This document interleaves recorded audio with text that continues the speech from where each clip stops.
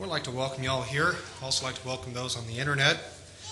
Seems to be picking up on traffic and viewers, listeners. That's a blessing.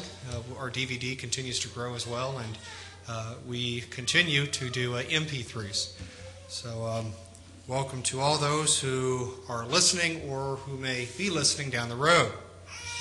For we all here are familiar with Christmas and Halloween and Easter, many of the days that this world observes, but some of us aren't so familiar with Valentine's Day. This day, surprisingly, has a dark history, like the other days we're familiar with. And yet the world, as it does with Christmas and Halloween and the other days, ignores the truth of history. And it's not easy, or it's not hard to prove. Very easy to prove the etymology, the roots of Valentine and where it was derived from. I'd like to begin with the History Channel, believe it or not. There was a show, Christmas Unwrapped, years ago. A great show. History Channel produced it. It's a lot of truth, surprisingly, from the History Channel. And doing some research, I found probably the best synopsis, if you will, of what occurred during this Roman celebration where we derived Valentine's Day from the History Channel. But here's what it says. Quote, while some believe that Valentine's Day is celebrated in the middle of February to commemorate the anniversary of Valentine's death or burial, there were three men, by the way, three popes with the name Valentine. Most Catholics will say this is where this derives from. But here we find, which probably occurred around 270 AD. Others claim that the Christian Church may have decided to celebrate Valentine's Day, feast day, in the middle of February in an effort to, quote, Christianize. And that ironic, Christianize celebrations of the Pagan Lupercalia festival. In ancient Rome, now listen to what it says here, February was the official beginning of spring. So here in about a month, we would be in the beginning of spring, according to the Roman calendar, and was considered a time for purification. Houses were ritually cleansed by sweeping them out and then sprinkling salt and a type of wheat called spelt throughout their interiors.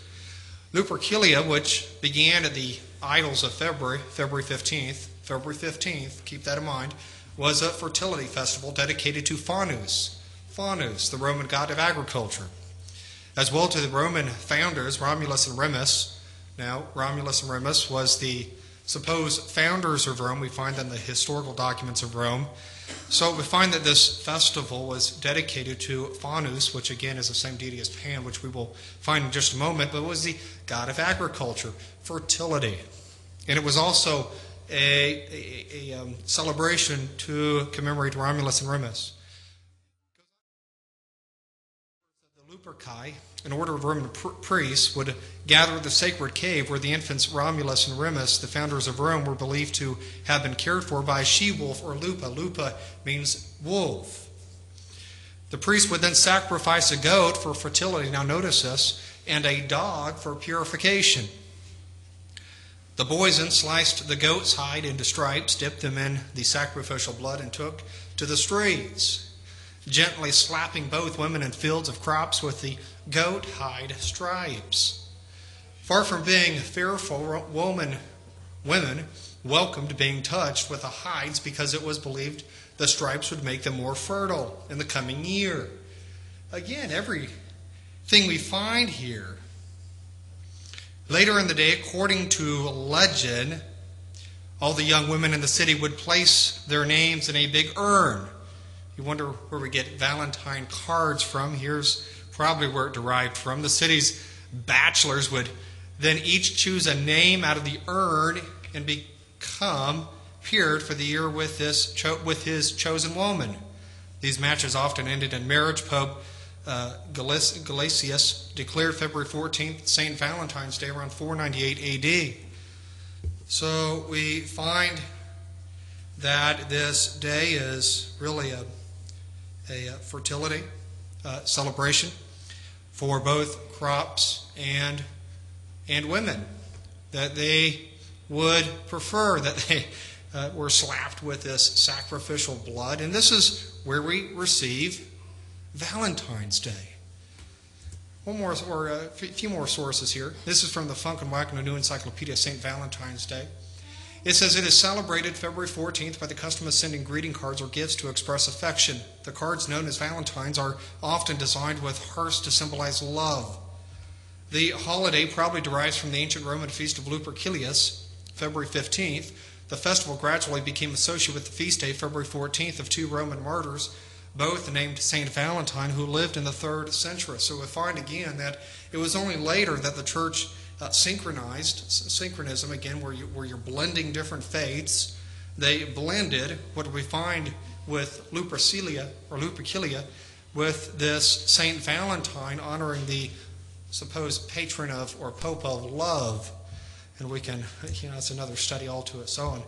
World Book Encyclopedia says this on Valentine's Day.